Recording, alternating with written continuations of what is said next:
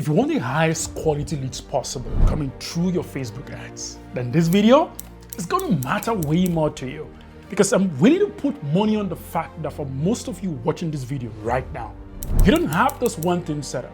And it's the reason why your cost per lead and cost per call is going way higher than it should be. Your ads aren't performing because they are optimizing for the wrong people. But the good news is this: it's one of the easiest things possible to fix.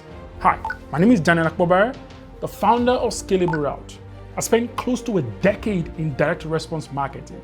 And right now, I run the entire growth system for a handful of high-ticket creators and coaches. So today, what I'm going to do is show you the strategies that has helped us and our client attract genuinely higher quality leads almost overnight. And if you like that, then smash that like button, subscribe to my channel, and turn on the notification bell. All right, let's jump right into it. Ever since the Andromeda update happened in Facebook, a lot has changed on Facebook ads. And the more important stuff that we found is that this result column, the data that gets sent to it, is way more important than almost anything else, because it determines what is quality and what isn't. And what seemed to be like a flaw for most coaches who aren't experienced enough with Facebook ads is actually the feature for Facebook. Here's what it does. Facebook goes out there to look for the cheapest cost per result. So in your case, the cheapest lead possible. And it serves that to you. And depending on the people who land on this result column, Facebook go out there to look for more people like that. Now, the problem is this: the cheapest lead doesn't necessarily mean high quality leads. So here's the first advice I give to you. Only send data back to Facebook of people who matches your ideal customer. That is the only result you want to send back into this result column. If you get this right, it fixes everything else. So how do we do this? Before we talk about that, we need to first of all analyze what are the ways that Facebook get this data into the result column. There are two major ways. We have the first one, which is the metapixel, which I think everybody knows this at this point. And we have the second one, which was the kind of the upgrade to metapixel. And quite frankly, this is the only stuff we use now, right? The major difference is this, and I think the first one, the flaw came as a result of ad blockers that the people who you just acquired as lead could have put on their browser, right? Because the browser is in charge of sending the data to Facebook, right? But they could have ad blocker on. They could have like the iOS 14 Plus and above, which comes with privacy policy that prevents the data from being sent to Facebook. And they could just have like browser restrictions activated on their browser. Generally speaking, it is 20 to 40% less accurate than the second one. And this is what's most important about the conversion API. Here, we can track events that pixels can't. For example, we can take the contact that have done something maybe like 6 or 10 months down the line and send that signal back to Facebook and say, hey, this guy, he just paid for one of the highest programs that I have in my business. Please look for more leads like this. It is possible to do that with Conversion API, but unlikely for Metapixel. So the question is, how do we get quality leads in our business? Let me show you how to implement this strategy.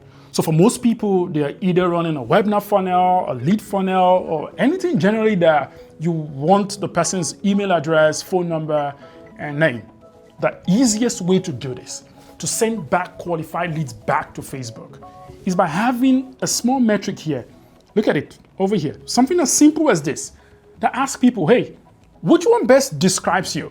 Now, for this particular example, is a screenshot of one of the clients we work with, is in the recruitment niche. And if you look at this, he only wants to work with recruiters that are making 10K and above. These are his ideal audience. And guess what? People get to pick exactly where they fall into this bunch. So for example, we have the people making above 10K, people making less than 10K, also people who are just starting out, and people who haven't started out. And once this data comes in, we only trigger and send result back to Facebook for people who picked this first result. Those are the only data we send back to Facebook. And the reason why we do this, like we've explained so far, is because it gives the knowledge base, or it starts to optimize your Facebook ads to look for more people like that. And this isn't possible to achieve with Metapixel, But we could do that with Conversion API. And for those who are using Go High Level, because that's the CRM we use for most of the client work we do, you have, if you go over to the workflow area, you'd see something as simple as this. And if you look at this workflow, you say, hey, okay, a form gets submitted, then you ask the question, hey, is this lead a recruiter? And if he's a recruiter, is he making 10K and above? That's literally what this question is about. Then it goes here, if it's making above 10K, it goes through this pipeline. But if it's not, it goes through this second route. But let's look at those ones that are making above 10K. You can see here, we add the tag, we create a pipeline of where, because we want to track the movement for each of the lead. But the most important thing that I want to show you is this section that says Meta Conversion API. This is the feature within Go High Level. And whichever software you use is easier. Like, I think there's a lot of tutorials online on how to set this up. But for Go High Level, it's pretty simple. All you need is your access token, which Meta will give to you, and your Meta Pixel code. Those are the only two things for you to have this fully set up. And there's a video that's going to come out shortly that walks you through this process. Once it's out, it will see somewhere on top of your screen. You can click on it and go see the actual process of setting this up. But by and large, that's basically what it does. And this is how you set up the form here, right? And if you look at, this is the most important part I want to show you. Under the Meta Conversion API, this is where you put your access token, where you put your data ID. But look at this. This is where you trigger your lead. So when that contact flows through this workflow, it sends it back to Facebook and say, hey, this person making above 10K plus is a lead that I want. And even though Facebook might have given you like 20 leads at this point, but let's say only 5 of them are the guys who qualify, who are making above 10K plus. It's only that number 5 that is being sent to Facebook. So you could have 20 leads on your CRM, but Facebook is only registering 5 leads. Because guess what? That is the only kind of people you want in your entire system. And the reason why this is so important, just to give you clarity, for those who are running webinar funnels, you don't want to run through your webinar, get people into your system, you do the presentation, and they love the presentation, but you get on a call with them and they don't have money to pay for your program. We don't want that. The way to combat this, the way to have a higher percentage of people who have the money to pay for your offer is by doing it this way. Now, for most people, webinars and funnel isn't the only thing they run. As a matter of fact, for our clients, most of the things they do outside webinars is VSL. And this is a video sales letter. There's a way around getting qualified booked calls on your calendar using a process quite similar to this. And let me show you how that works. If you look over here, qualified lead. And for those people who might not know what a VSL is, there's a page where you first have like a sales page. There's a video that just basically gives a rundown of what your program is, who is for, and the entire process. People click a button to apply, and this is the apply page. They eventually book a call if they're qualified, or if they're not, they see a different page that says, hey, thank you, but you're not qualified. And they get to the thank you page. Now, I'm going to highlight this two part, which is the application page and the calendar page, because these are the two most important segments of a VSL funnel. The first process is this, booked calls. And here it's showing a little bit limited, but I have a different setup because I use Calendly for most of my bookings. So there's a different workflow that syncs up with Calendly and sends that information into Go High Level. Immediately that happens, I just have a workflow that says, hey, add that lead into the Meta API workflow. And this is where this begins. If you look at this is the most important part that I want you to focus on, because you could easily, whichever calendar you use, you could just set the trigger based on the calendar, right? So it's an easy process. Here's the most important part. We ask ourselves, hey, has this lead booked before? Because the crazy thing with this setup is that anytime someone books a call with you, guess what happens? This workflow is triggered. And because the person that booked a call with you, if that information goes back into Meta again, it could register as 2 bookings. Of course, there are some ways to remove that. However, ideally, we want to keep your data as clean as possible. So one person does not register as 2 data on Facebook ad side. So what we do usually is we add a tag, similar to how we did it over here.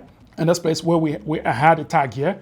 We want to add a tag before they show up on this workflow. So once that happens, we ask ourselves, hey, has this lead booked a call before? And the way we know this is basically with the tag. And if the answer is yes, that they've booked a call before, they go this route. But the answer is no, that they haven't booked a call before, they come into the Meta conversion API. And again, it's similar to what we did previously with the lead campaign. Here's what is the most important part. This place where it says Facebook event name. You select schedule. So this way, the schedule event gets sent over to Facebook as this guy, as more of the persons that I want you to look for. And this is literally how simple it is to optimize the quality of the lead that comes into your pipeline, just by making this small tweak. And for the pro level people out there, because someone schedules a call in your calendar doesn't mean that they will show up on that call. So if you want Facebook to look at your data and actually look for more people who not just booked calls with you, but actually show up on that call, there's an easier way to even do this. You wait for when the call happens. Usually it's between 2 to 3, 4 days for most booking events. Once the call happens, you listen for feedback from your sales team. And if they tell you, hey, this guy showed up, he's qualified, and he got to the pitch stage, what you want to do is this. You want to set up a pipeline within Go High Level that says, hey, listen, all these guys, they booked calls with me.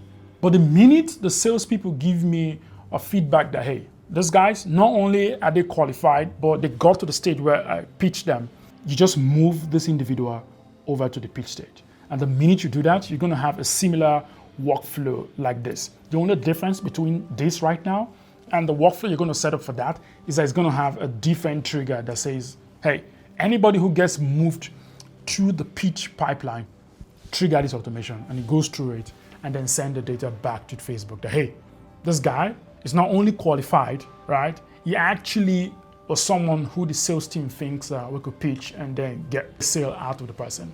And this, my friend, is literally how easy it is to optimize the quality of your leads just by implementing the strategy in your company. And that's it. If you like this video, then you're gonna like the next one. It's about how Claude can be used to optimize the overall result of your funnel. Listen, guys, I run ads, build funnels all the time. I have never seen anything like what Claude just did over the past few weeks. It not only is it telling me what is responsible for the drop in the result for my funnel, it is showing me how to optimize for it. And I can see in real time the things to make changes about. As a matter of fact, it showed me the ad creative I'm running on Facebook that will most likely perform best. And it gave me that data in like a week. After like a month is when I actually discovered that, oh, Claude was right. If you want to see how to set that up, then the video should be somewhere on your screen. Click on it. I guarantee you are going to love it. And for those who want to work with us directly, click the link in the description and I'll be happy to work with you. Again, thanks for watching this. I'll see you on the next one.